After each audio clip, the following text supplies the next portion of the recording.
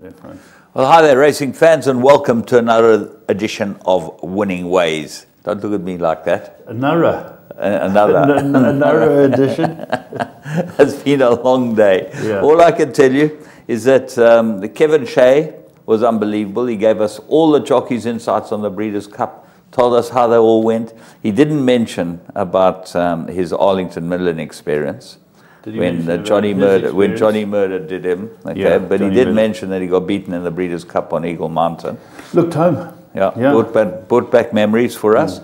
And you had a good trip? Yeah, wonderful. I managed to get out and watch Spurs at Leeds, and I must thank Charlie Pigram, my Spurs supporter. Took 5 of us to 3-course meal at Wembley. You walk out, drink and eat what you like, watch the game, come back for an hour and a quarter, eat and drink. And he organised tickets for the rugby. We went to the rugby, also on the halfway line, England against Farrell. South Africa versus Farrell. Yeah. And how was your mood after that game? I was disappointed because we all saw, all the stadium saw that Gardner elected to make the call. Well, he's an Australian, isn't he? Yeah, he's Aussie. And he's actually a bad ref. No, he's a good ref. He's a good ref. It wasn't a good call. I can tell you that he is unbelievably bad. He coaches everyone. Don't worry about him. He's a good ref, James. Okay. He's the only Australian. He made 2 calls. Yeah. The press. The British press, this is what I like with the British press. There's a guy called Jones who writes with Barnes in the Times. And the guy in the Times said, this was a travesty. He said, let me tell you, when a team has 1 scrums all day like South Africa, they get a scrum in their 5-yard, they're defending, it's their put-in. They don't wheel it. No chance. They wheeled it. English just went and wheeled it. He gave the penalty, England gave them the win. He said, exactly. Incredibly bad decision. He said 2 guys were offside in the last run before the tackle. There's no way Farrell used his arm. Even Barnes and Jones, who wrote the 2 articles in the Times, they had a go at the ref. Still a good ref? Still a good ref. Okay, well done. I've never found him a good ref, I must tell you. I'm slagging him off. Yeah. But I'm going to move on and have a chat to you about France against South Africa. France, again, I think we played well, and we had every chance of winning, which we did. But I learned a rule there. We were right on full time, and we got a penalty. And we're down the field, we were losing by 4 points, and the Yankees comes and does the kick. And he looks to see this open space, and he goes and he kicks it, and it bounces twice and goes into touch. Did you notice there was a bit of a discussion between the ref and the linesman? Yes, I didn't know what was going on. You know what it's all about? If time was up, in a normal game, time's up, kick the ball out, it's your line out because of the penalty. Yeah. If that ball bounces and time's up, game's over. If it touches someone, game's over. You have to kick it out. So he was lucky. Very lucky. There was 4 seconds to go. He allowed the line out. We went on and got the winning try. I didn't know that rule, but I've learnt it, and I know in future. I remember we lost to Australia one day. Yankees. We had Habana sent off. Time was up for Habana to come on. Kicker. We're winning by a few points. Kick it out against Australia. What does he do? He doesn't find touch. That's right. The fullback they come through and score with the 14 men. Habana should have been on. So Yankees kicking for touch. He must start learning the rules as well. But I'm pleased they won. They should have won both. It could be a good autumn for us. And I think they're going the right way, James. And I think England are starting to improve. The All Blacks hated the conditions, even though some of them come from worse conditioned areas in New Zealand. But the rugby is always great. It's fantastic, James. Yeah. And then soccer. Soccer. That wasn't great. The Man United boys quiet this morning? Yeah, I haven't heard anything from them. Not a phone call? Yeah, but us Arsenal boys, not a phone call either. Not a phone call. We draw 1-1 at home Gee, against. you watch the highlights, you could have got beat. We should have got beat. Yeah, Wolves are a good side for a newly promoted side. I thought Liverpool were too good for Fulham. They just weren't good enough. They played well, Fulham, first off. Spurs, again, battled, but you always battle at Crystal Palace, and luckily Foyt with a last-minute goal gave us the win. And then I thought it was a good game, Chelsea-Everton. Yeah. No score. I thought it was a good game. And what happened to Barcelona? I know they were 1-0 up when I watched. They got beaten, I think, 4-2. Talking about soccer, you know, Budge and I do the last one standing, and if you and I. We're going to put that in current affairs. Let's talk about it. Yes, let's go to 3 to follow. Okay. Because that last man standing is part of current affairs. So let's move on and go and have a look. We've talked about all Nedbank. We didn't talk about the Nedbank because that is one of the great golf tournaments. Yes. Gary Player hosted it. He's wonderful. Yes. You know, he is an icon. Yes. And Lee Westwood, I'm so pleased he won it. You know, he just showed that anyone can do anything in life. Yeah, 64. Great not player, his age, Lee so was Westwood. he shot. He's a lovely 45. man. Lovely okay. man. He won it 3 times. Yeah, and he had his girlfriend on the bag. It shows you if everything's going swimmingly at home, and you know. His girlfriend on the bag. Yeah. Okay, so 2 of them on the track. Yeah, that's right. Okay. And well done to him. Wasn't he married before? There's a wonderful saying: "A well-fed lion never strays." A well-fed lion never strays. Yeah. Well, he's got something poor. He's got something to be proud about. Okay, well done to Lee. We're so very pleased about that. Let's go and see 3 to follow.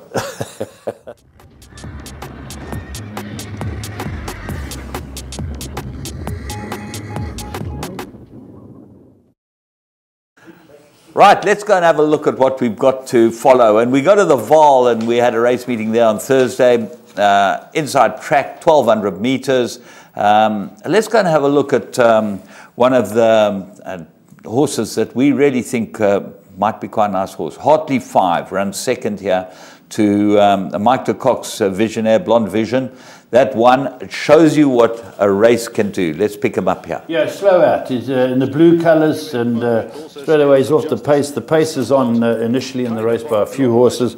Collateral Beauty ends up being the fast horse down the inside, but you got Blonde Vision's got speed, Arctic Party's got speed, and Hartley 5, who wasn't that well away. This is the eightfold path bred by BRT Thoroughbreds, and it looms up like it's going to win at one stage, James. Yeah, I think she's a very nice filly. This I trained one that won a Group 3 out of the same family, and I can tell you this is not a bad family. This filly looks like she's all right. The winner is now in the middle of the course in the Destombe colours. Yeah, Mike Datum's colours. Mike de Kock trains it, and this filly looms up next door to her here under the hands, and just greenness gets her. Yeah, as you say, experience is a big thing, but yeah, it's Mark Datum's horse. You can see it, and it quickens away, but it's a sparkling debut by the eightfold path, and she runs very well.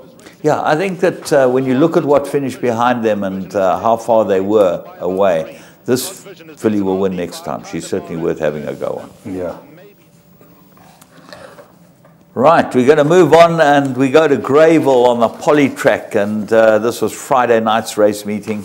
And if ever you've seen an unlucky loser, this was it. First time out, it had a barrier trial, and it ran pretty well in the barrier trial. It ran in a fast time behind Checkpoint Charlie, but there was support for this horse by Skitskizzle, bred by Bosworth, and it's out of a Fahal mare. That's proper Bosworth breeding. Yeah.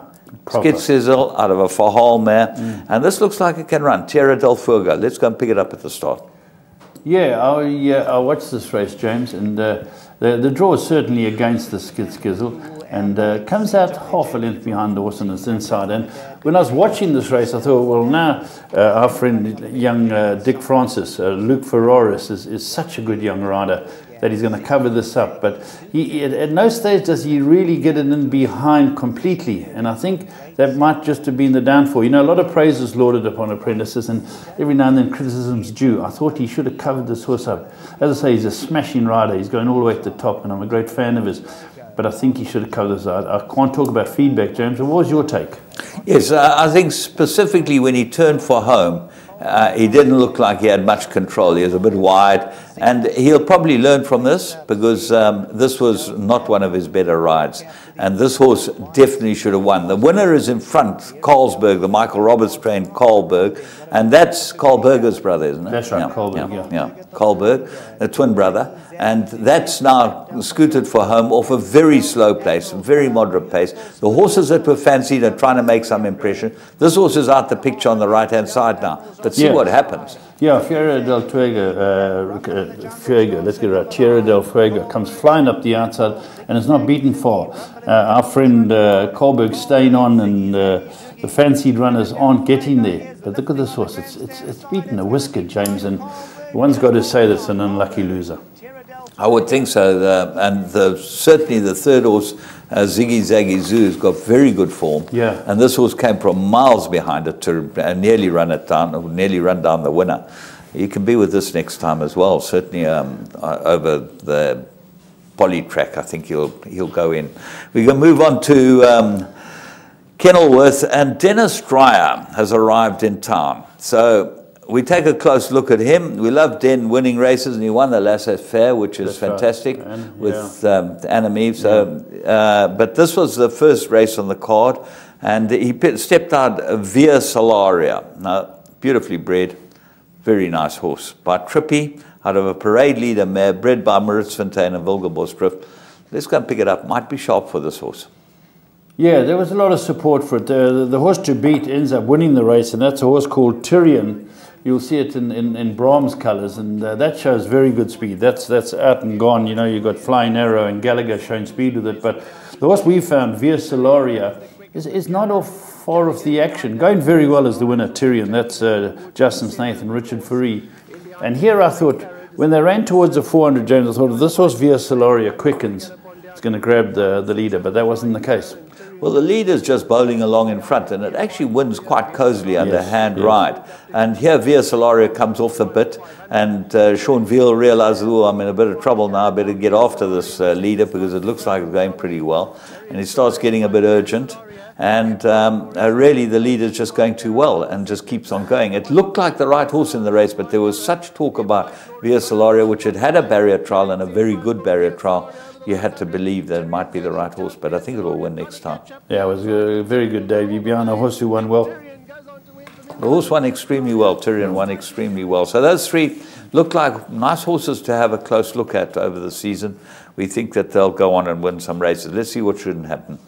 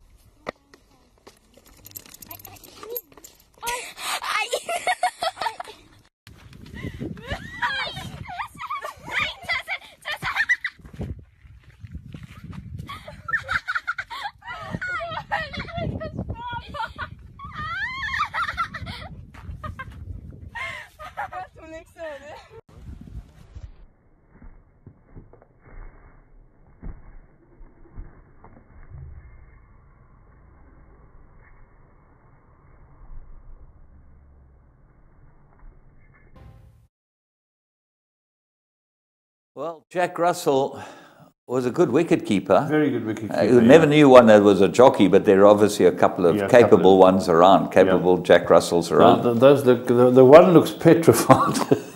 It's clinging on, but the other one's completely relaxed. Maybe great dogs. Yeah, looking to be a jump jockey.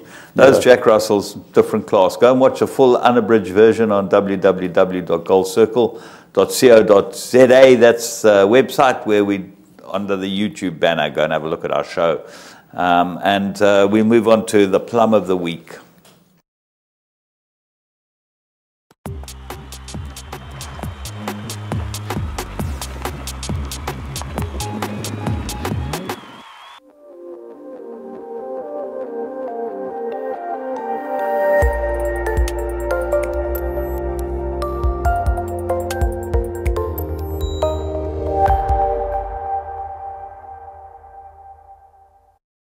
Couple of lengths over the Slade racing in second. Look left. Rainbow Bridge still under a tight hold. The blue body, the yellow cap, he's starting his run as they settle for the run to the line. 300 metres left to go. Silver Maple in front. Down the inside, Rocket Countdown. Here comes Rainbow Bridge up the outside. He's lengthening his stride and he's taken the lead with 100 metres left to go. And Rainbow Bridge shows his class. He's going to remain undefeated. Rainbow Bridge, hands and heels from Silver Maple. Platinum Prince, then came Rocket Countdown, eyes wide open.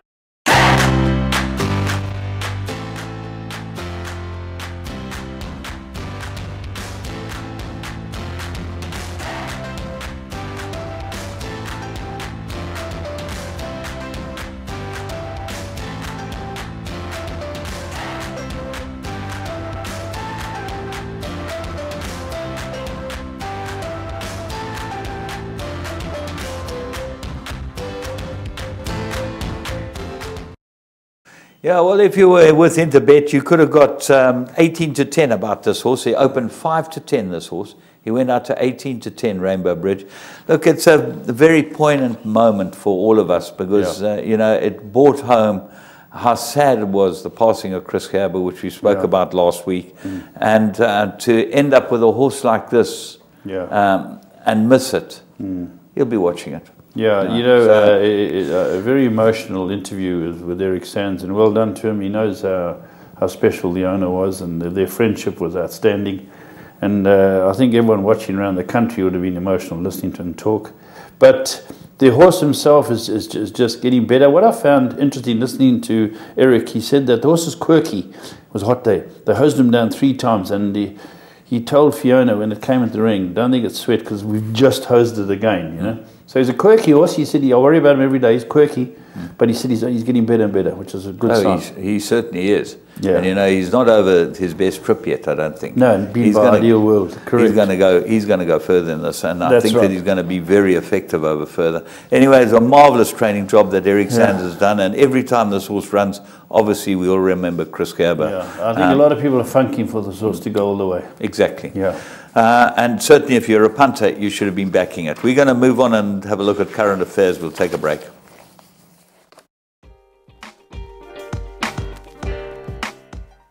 Best race time odds, transparency of betting markets, friendly and super efficient staff, the ability to negotiate odds, a full service tote with no limits, which is very important for exotic players, loyalty program, speedy withdrawal of funds, full odds, multiple betting, and excellent in-play markets. These are just some of the many reasons that come to mind as to why I believe, as a serious punter, there is no online operator in South Africa that can realistically come close to matching what Interbet has to offer. Put simply, there's no other site like it, and the ability to negotiate odds adds to my fun and enjoyment. Interbet, where the professionals bet.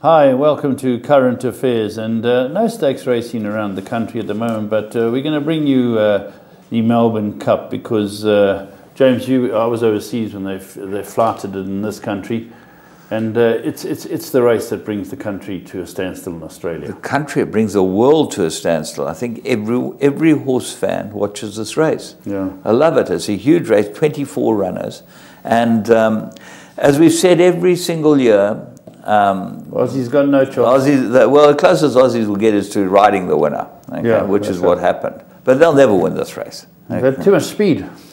Well, exactly. And the point is that even the horses that they breed there, okay, like David Payne had the High Chaparral in the race. Aces High. Aces High. Went to the front off a very ordinary pace, just never able to... he was actually, he went to the front in the, I think it was the Cox Plate. Cox Plate, yeah. But he's a High Chaparral, so he's bred to the right type of horse. But I don't know. David's trained many horses to win 2-mile races. Oh yeah. You know, remember he ran first, second, third. Yeah. The funny thing about that, he was told you can't ship them up. Yeah. And 2 were owned by Cecil Trigo, and 1 was owned by Laurie Jaffe.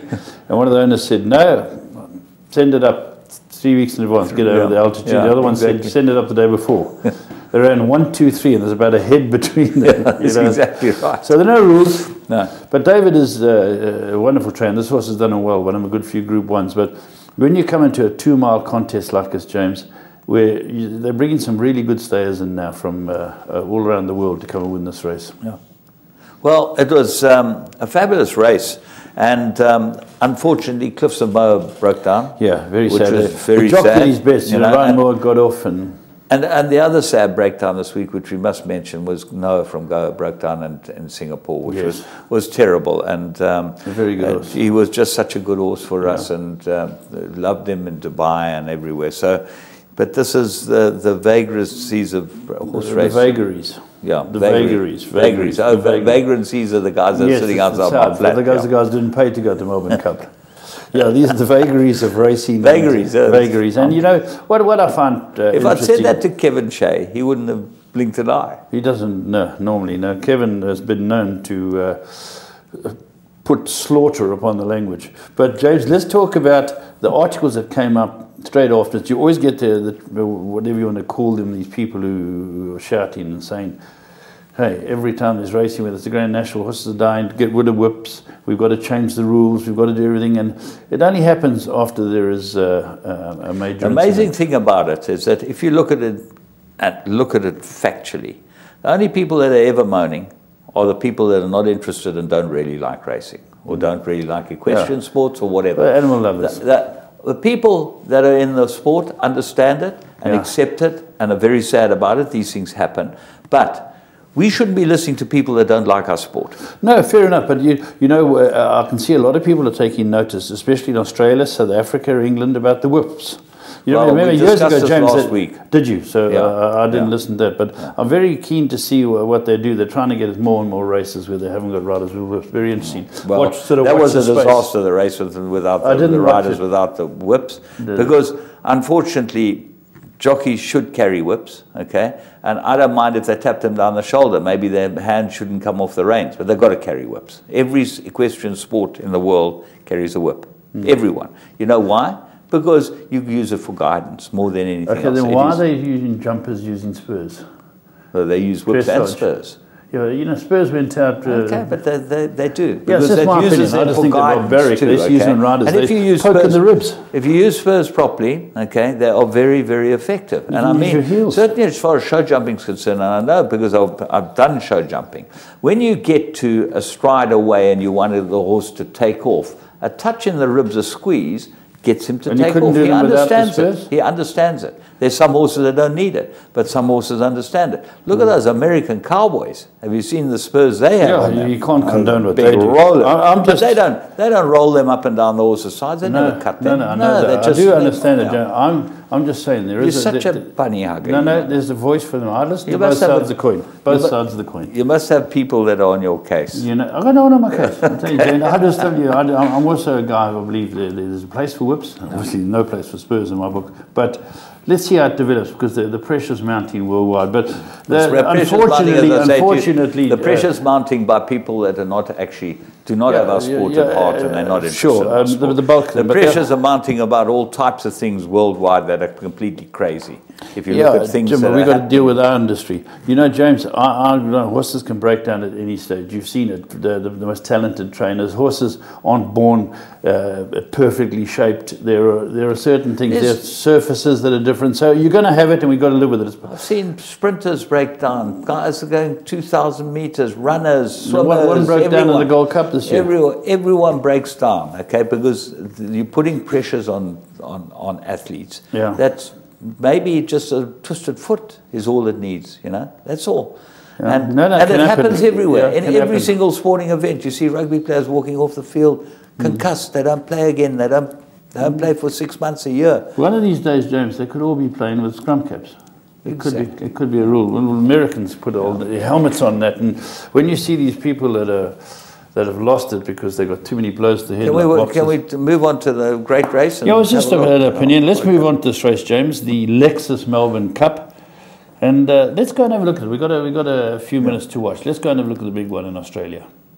Goes in, and that will lead Zakata to take up barrier 24 for Damien Lane. And they're all in. for the Lexus Melbourne Cup. Ready to go, set to run, and they're racing in the Melbourne Cup. Run away from the centre, jumped away well towards the inside. Aubrey about middle of the field, out Bon Jamask out well. There's a wave coming towards the outside. Run away Finch and also Ace High. A Prince of Arran's trying to tuck in behind them with Sir Charles Road. Ventura Storm is nice and close early with Nikita. Very deep early is Rostropovich onto the course proper, and with 500 metres to go on the first lap, it's Bon Jamask and Runaway, followed by Finch and a Prince of Arran. Ace High out deeper, and then came Sir Charles Road. Aubrey tucked away the inside, Rostropovich out deeper, then Young Star, Soundcheck and Ventura Storm from Magic Circle. Yucatan is fourth, Nikita the inside from Chestnut Coat, and then Muntaha Red Cardinal. Back in the field then is the Cliffs of Moore as they run past the stands from Who Shot the Barman. Now the Cliffs of Moore has gone amiss, I'm afraid. At the back of the field, the Cliffs of Moore has gone amiss and checked a couple of runners. So they leave the straight now with 2,200 metres to go, and Runaway is the leader in the Lexus Melbourne Cup by a length and a half and slows it right down. From in second place, Ace High, Bon Jamask is third, and Finch in fourth place. Fifth is Rostropovich out deeper from Sir Charles Road, a Prince of Arran. Then Soundcheck, who can't get in. Young Star is underneath a bit, and they were followed by Ventura Storm and Aubrey. Yucatan is next on the outside from Magic Circle, and then came Chestnut Coat, the outside of Nikita. Further back is Muntaha and Who Shot the Barman, the veterans very deep from Red Cardinal. Then came Best Solution, Marmello. Well back is Cicada, and they were followed by Cross Counter at the back of the field with Avilius. Getting towards the 1,400 metres in the Melbourne Cup, and it's Runaway in front by a length to Finch, who's working up on the outside. They were followed by Ace High, third the outer. Then came the inside Bon Jamask, and next in the field as they run towards Chiquita Lodge with 1,200 metres to go is Soundcheck, Sir Charles Road. Next in the field is Rostropovich around a Prince of Arran, then Ventura Storm. The inside next is Aubrey, and then came Young Star, a length the Magic Circle. Next is Yucatan around those with Nikita. A length Coat, Who Shot the Barman, followed by Muntaha Red Cardinal. Well back in the field then is Marmello, and then came Cicada, and they were followed by Cross Counter towards the back of the field. Best Solution second last, and Avilius last. So it's Runaway coming up towards the turn in the Melbourne Cup of the 700. Leading from Finch, Bon Jamask, then Ace High. Sir Charles Road sneaking up on the inside of Prince of Arran, making up ground. Then Ventura Storm, Soundcheck. Yucatan about 6 off the lead around the turn, followed by Aubrey and Nikita. Finch up to Runaway, followed by Bon Jamask, Sir Charles Road, a Prince of Arran's presenting from Ventura Storm and Rostropovich. 300 to go. It's Finch with a Prince of Arran on the outside. Rostropovich is running on, and Marmello back to the inside too. A Prince of Arran at the 200. Marmello bearing it down. Marmello gets up on the inside, and here comes Cross Counter. Cross Counter coming at Marmello. Cross Counter's flying. The Blue Army have done it at last. Cross Counter has won the Melbourne Cup from Marmello, a Prince of Arran, Finch. Then Rostropovich, Young Star. Back behind those horses, Sir Charles Road and Best Solution, Muntaha, Ventura Storm, Yucatan. Well back in the field, Cicada, Nikita, Chestnut Coat, Bon Jamask, then Soundcheck and Ace High, Runaway, Magic Circle, Who Shot the Barman, a long gap, Red Cardinal, and then came Avilius, and Aubrey was one of the last to complete the course. You didn't do much. He was gone at 600. So he pulled a rabbit out of the hat at Epsom this year to Charlie Appleby, and he pulled another one. And Karen McAvoy, this horse has come from, I reckon, third last. It was absolutely brilliant. So England, UK. There we go, and great to see our man Vin Cox there. He was from Magic Millions. He's now with Godolphin, shaking Charlie Appleby's hand. Wonderful too, our friends. Wonderful, absolutely wonderful. And Derek Popard, South African farrier, does all the work for them. Fantastic for him as well. Yeah. It just was the magic end to a season for them. I think Godolphin have won 25 Group 1s this year. Yeah, it's been fantastic. They won every single big Group 1 that you can imagine. You know, they won the Breeders' Cup Turf for juveniles. They won the Derby. Charlie has done unbelievably well. He's won, I think, 3 Group 1s in Australia with his string. Yeah, he won the Clark with my favourite horse, Jungle Cat. Godolphin chased home Winks in the Cox Plate. Bentable, wasn't it? Yeah, that was Ben Battle. Is that his name? Ben Battle. That was one. So they've had a fantastic season, and now they want to spread their wings and try and win the Kentucky Derby. Well, the amazing thing is they've sent Bob Baffert a whole lot of horses, young horses, obviously 2-year-olds, to get ready to try and win the Kentucky Derby, or 3-year-olds they are now. And he's got one there by Tappet that did a Bullets workout. Yeah, the Bullet of the morning. Yeah, and that's what brought it to the forefront. And he said, well, they've sent me to do the job. They've, you know, I've always had a good relationship with them, this and the other. And I wouldn't be surprised if Charlie goes and wins it for them. But, you know, Said bin Sarua, he's always been around.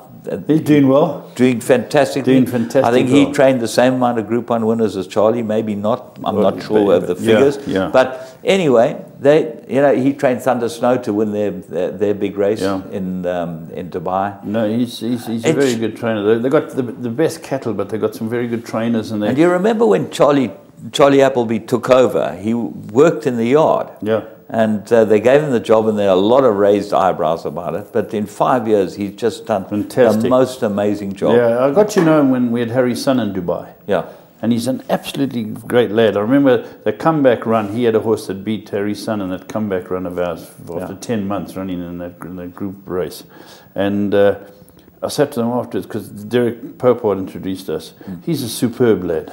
Well, Derek sent me a message saying that when we get to Dubai next year, we must do an interview with Charlie. I said it will be absolutely our pleasure for Winning Ways. So you know what, that's on the bucket list. That's on the bucket list. Interview with Charlie Appleby. Well done, Charlie, Derek, the whole team. Kieran McAvoy. Well, as we said, the closest Aussies will get to winning the Melbourne Cup is maybe riding the winner. Okay, because Hugh Bowman rode the second horse. Quite interesting that the first 3 horses were all English horses, and the first English trained winner of the Melbourne Cup ever.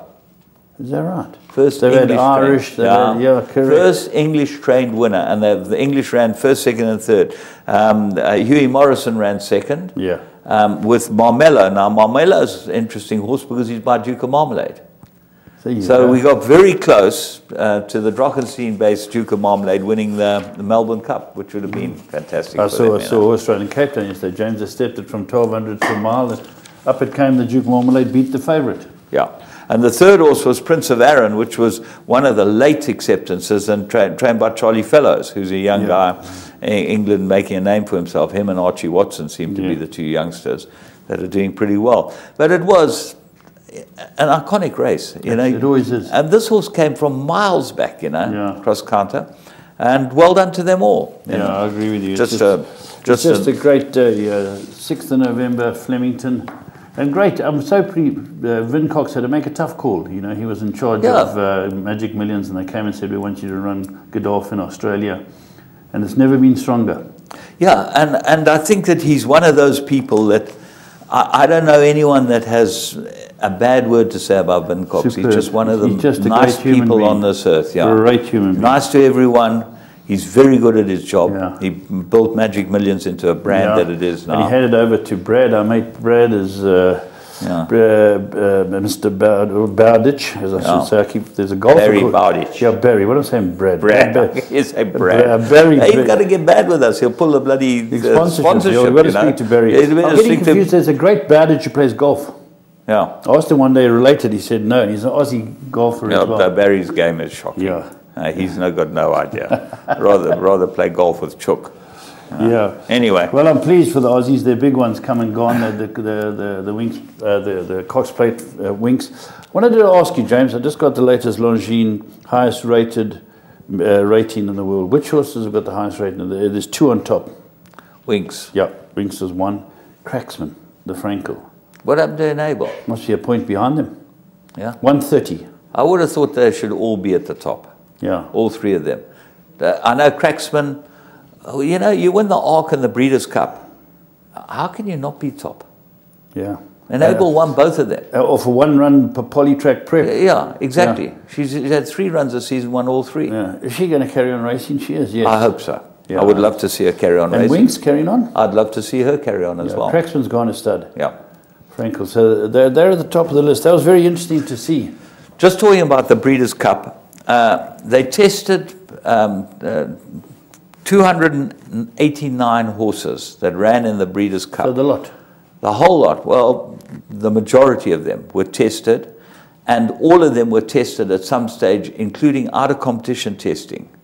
Nothing came up positive, which is a fantastic indictment of the sport that we have. Remember that there's all types of things that they can pick up which just make no difference. Yeah. And they're all clear, which is just fantastic. Yeah, I thought it was one of the best things I've read. That should be published everywhere, because people are always saying, you know, there's people trying to get an edge and cheat and that. Talking about that, the championship, Carice Teeton's at the front, but Zach Purton's bounced back. That'll be an interesting championship this year. Carice is doing exceptionally well. Yeah. You know, obviously that's always a fantastic championship. But talking about championships, who will be the horse of the year in America? You've got Accelerate, and you've got Justify. Probably Justify.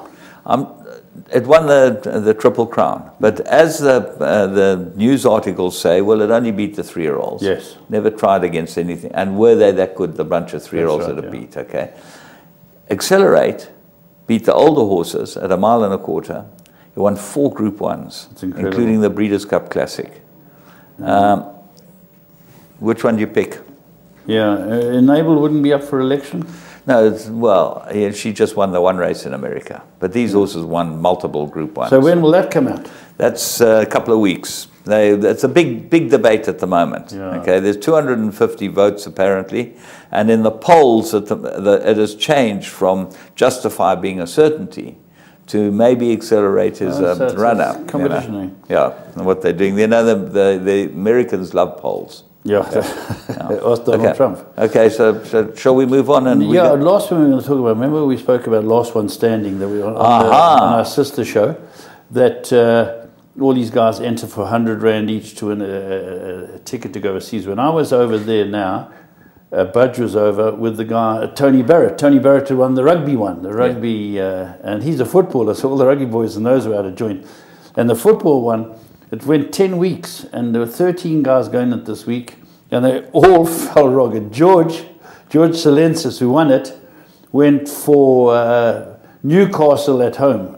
Yeah. And they hung on to beat Bournemouth 2-1, so he's the prize winner. He couldn't meet a nicer man. I think it's absolutely fantastic. I went for Newcastle 3 weeks ago. They got beaten at home by Fulham or someone. I mean, it was not possible it could happen. They won their next 3 on the trot. Yeah. So it just shows you. But George, he'll have a good time going over there. Yeah, he's a Liverpool supporter for his sins. And are we going to have now another one? Yes. So he's started. They'll give him a couple of weeks to get the message out. Yeah. And the guys come. Yeah, we got close for a lot of guys. Phil Giorgio, Trevor Furry, George Lenz, my 3 mates who are hanging tough. I think Dave Goss even had one. Dick Goss was right there. Mark Curry was there to the death. So had to be lucky, Dick Goss. Yeah, had to be. Yeah. But they went for teams that I probably would have gone for as well. I went out 4-0, the team. When I went out, my team would have been 4-0. Okay, we must pack it up because we've got to go on to your call. Yeah. And we've got something very interesting in your call. Let's move on and have a break.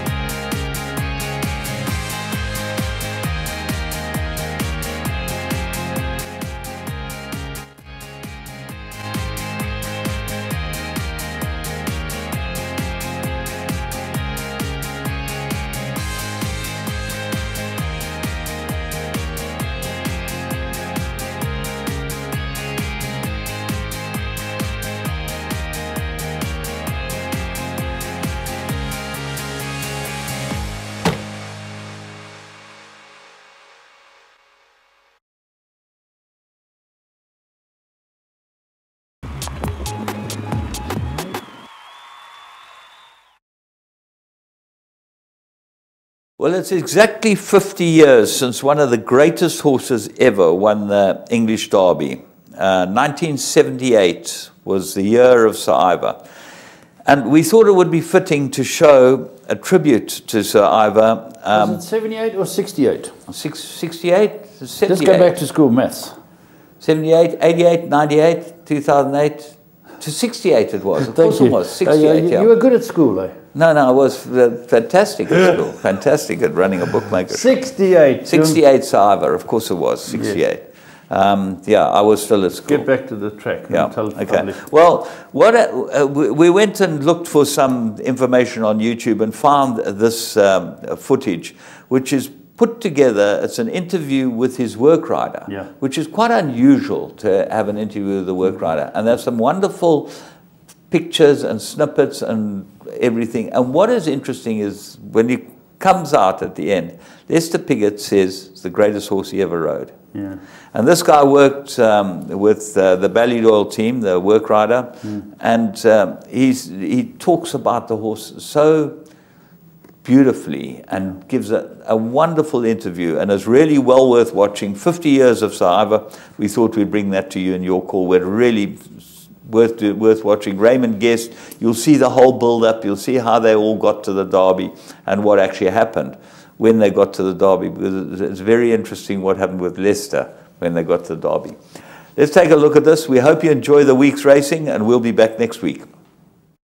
The first Epsom Derby winner trained at Ballydoyle was Larkspur, who won the Epsom Derby back in 1962, although his victory was marred a little by the fact that a mid-race melee took out the favourite Helicet as well as 6 of his other rivals. Larkspur was the son of Never Say Die, who was the horse who provided a young Lester Piggott with his first Derby winner, and Lester Piggott, of course, was become such a key cog in the whole Ballydoyle wheel. Larkspur was owned by Raymond Guest, who also owned Sir Ivor, who was the first truly great Epsom Derby winner trained at Ballydoyle. And Larkspur and Sir Ivor, they were 2 of Vincent O'Brien's 6 Derby winners, and that record was only matched in the post-war era by Aidan O'Brien when Wings of Eagles won the Derby last year.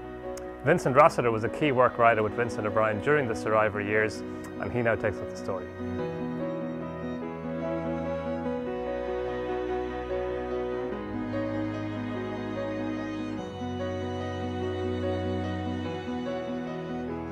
Vincent, we're in the 50th anniversary of Sir Ivor's 50 years ago this year that he won the Derby. Can you believe that? Very hard, because I still have the memories of him, and you know, it doesn't feel like 50 years. Might look at me, but it's not at all. It's not. It doesn't certainly feel like it. You rode Sir Ivor in a lot of his work. What was he like as a racehorse? Well, I mean, he was obviously a very, very good racehorse. He was a straightforward horse to ride. Didn't pull. You know, he was relaxed in a way, and tremendous speed, which was one thing that was, I suppose, his advantage. I mean, he had speed. I think he would have probably won a July Cup if he was trained for one. But then all the good horses do have that sort of speed, you know. But no, he was no problem. And do you remember when he first came into the yard? Like, was there anything special about him when he first arrived? He was a good-looking horse. Yeah, he started to show. He ran his first race at the Curragh on the Derby meeting of that year. Liam Ord rode him. You rode against him that day, didn't you? I did. I rode a horse called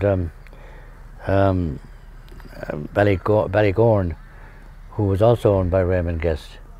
And I was second, actually, and the horse that actually beat him went on, and trained by Stephen Kirk, went on and won the following year's Irish 2,000 guineas.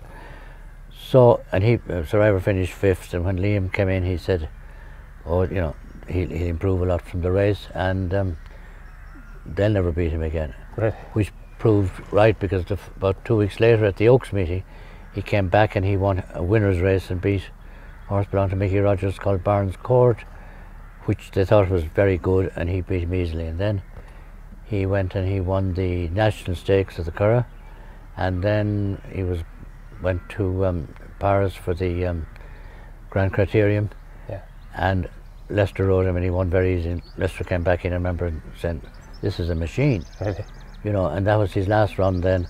As a 2-year-old? As a 2-year-old, yeah. And going to the Grand Criterium at Longchamp, like, was that a done thing? Did many Irish horses go to France back then? No, they wouldn't have been. I mean, I'd say he was the first Irish winner of the Criterium, I think. Yeah. I mean, Aidan has won it several times, we know, since, but no, they wouldn't have been. no. And like, why do you think, or do you remember Vincent decided to go there instead of going to the Dewhurst or going somewhere else? I think he wanted Leicester to ride him, and Liam Moore had to ride him in his Irish races. That was the contract. So I think he wanted Leicester to sit in him and see what he thought. Yeah. And have him, you know, he'd ride him the following year's classics. And did you notice an improvement in his work as the months were going by and he was gaining experience in racing? Yeah, you know, he did some very good work before he went to France. And then we took him to, that year, the second year in a row that we wintered some of them in Italy. Yeah. And then we took them down to Pisa for 3 months in January, February and March. What was that like? Well, it was, look, the good horses that went down came back good, and the ones that were just ordinary, it didn't make an awful lot of difference.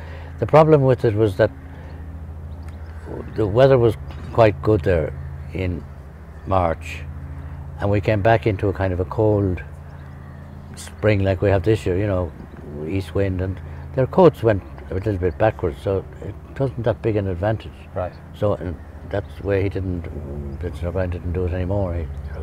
It was, you know, I mean, obviously a lot of horses winter in Dubai these days, but yeah. Dr. Ryan back then, he was always trying to find an edge, wasn't he? Yeah, he was. I mean, it was an experiment, and yeah. you know, we gave it a second go, and excuse me, he thought that for the expense, and you know, they were safer in Ballydoyle basically during the winter because it was quite an open place where we were stable, and they had to walk down a sort of a road down to the racetrack every morning and walk back, and that was, you know, if anything went wrong, which it did one morning with Survivor, we were going down and there was a big Italian army camp quite near, and they were doing some manoeuvres. We were walking down and suddenly this, I think it was a Centurion tank, they said, came up over this ditch, and Survivor saw it and back and fell into a drain that was next to where we were walking. I landed in the drain, he scrambled up. Lucky enough, Dr. O'Brien and the headman were down further with a car and saw what happened. So they caught him, but nothing happened. It was just lucky that none of us were injured in this episode.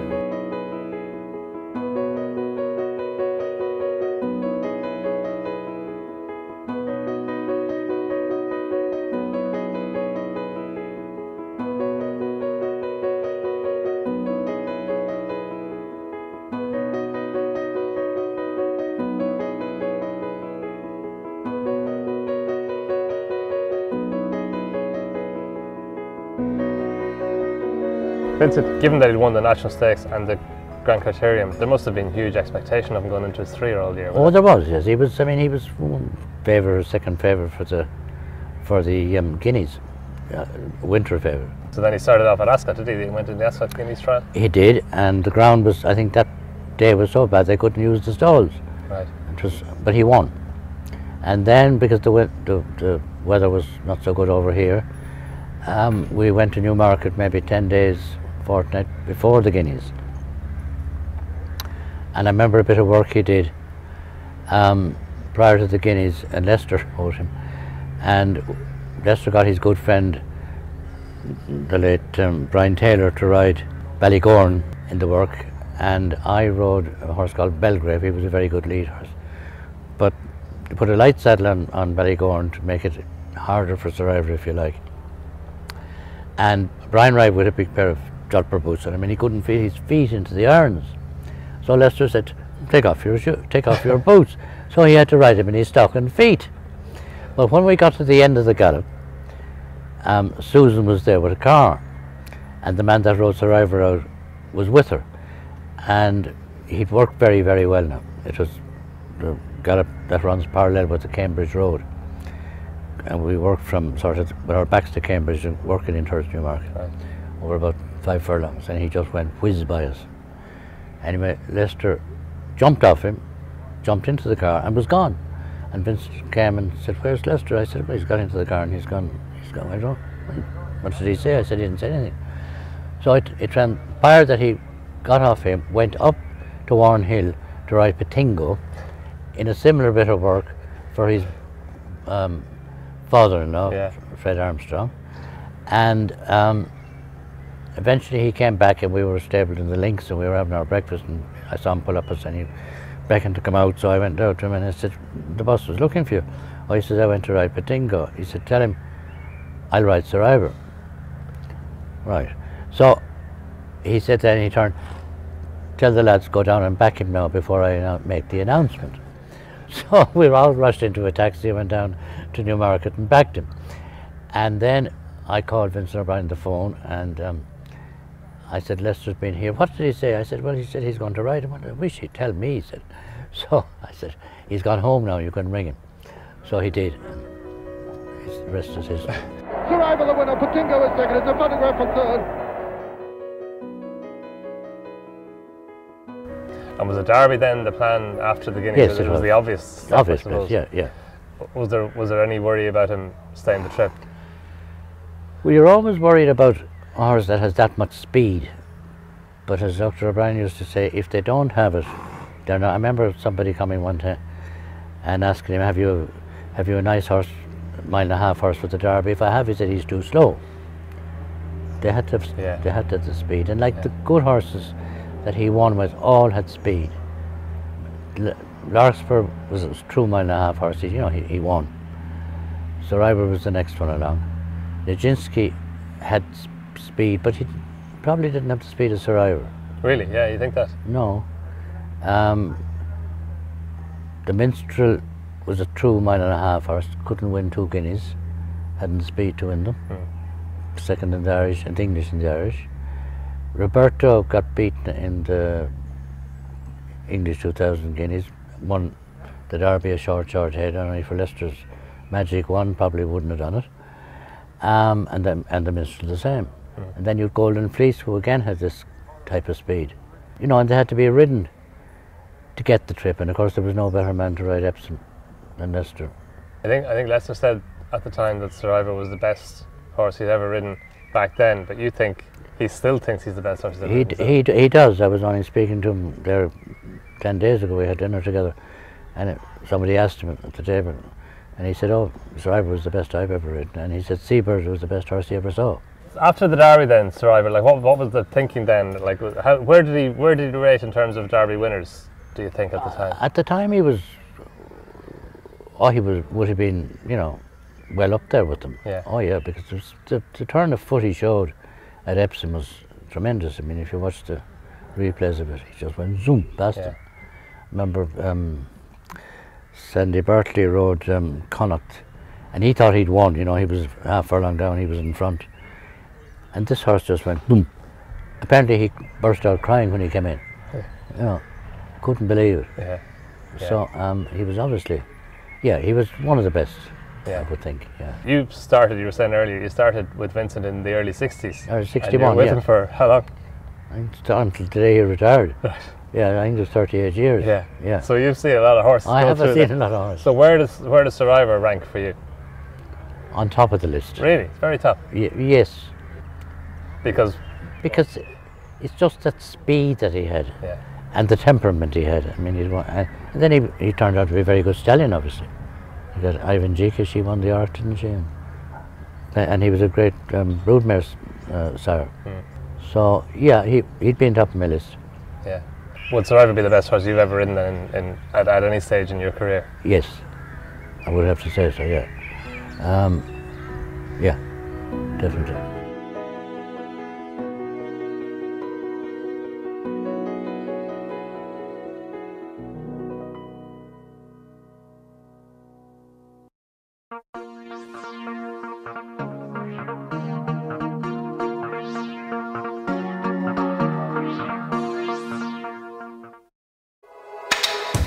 Your world of winners is now online at www.teletrack.com. Simply subscribe to log into your account from any mobile device in South Africa and access a wide variety of content from our membership package options. Listen in via a live audio stream, catch live racing locally and internationally, or view a wide variety of Teletrack magazine shows to stay informed and updated on the go at any time. It's never been easier. Go to teletrack.com now.